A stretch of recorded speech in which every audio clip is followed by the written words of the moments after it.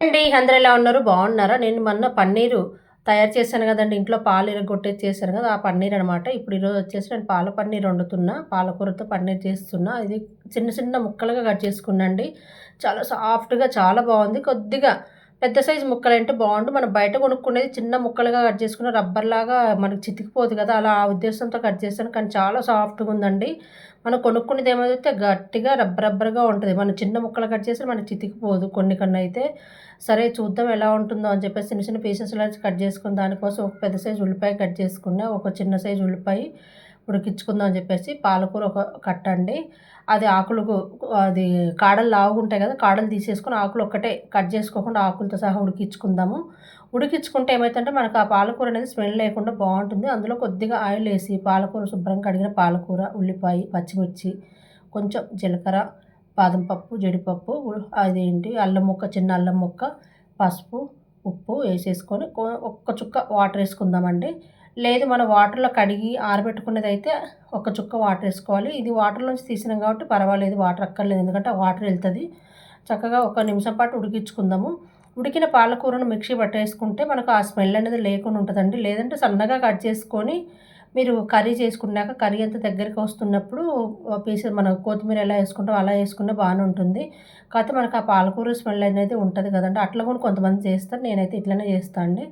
ఇప్పుడు అంతా చల్లారబెట్టేసుకుందాం. అది మిక్సీ పట్టుకొని చల్లారబెట్టేసుకొని అదే బాండిల్లో ఆయిలేసుకొని తగినంత ఆయిలు, పోపు గింజలు, ఎండుమిర్చి యేసుకొని ముందుగా కట్ చేసుకున్న ఉల్లిపాయ ముక్కలు కూడా యేసేసుకుందామండి.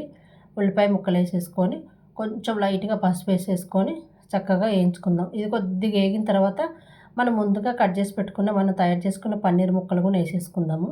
కాపోతే జాగ్రత్తగా బాగా ఎక్కువ కదిపేస్తే చితికిపోయేలాగా అంత సాఫ్ట్‌గా ఉందండి నిజంగా. చాలా సాఫ్ట్‌గా ఉందనమాట.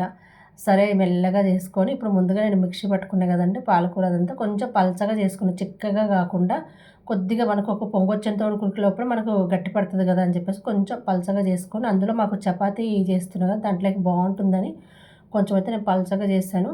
కొద్దిసేపు అది పాలకూర మిక్సీ పట్టుకు పేస్ట్ అంతా ఏసినాక ఒక్క నిమిషం పాటు ఉంచుకొని స్టవ్ కట్టేసుకుందాం. అంతేనండి. ఈజీగా అయిపోయే పాలకూర పన్నీర్ కర్రీ రెడీ అయిపోయింది. సింపుల్‌గా టేస్ట్ బావుంటుంది. అందులో హెల్త్‌కి చాలా మంచిది కదా పాలకూర.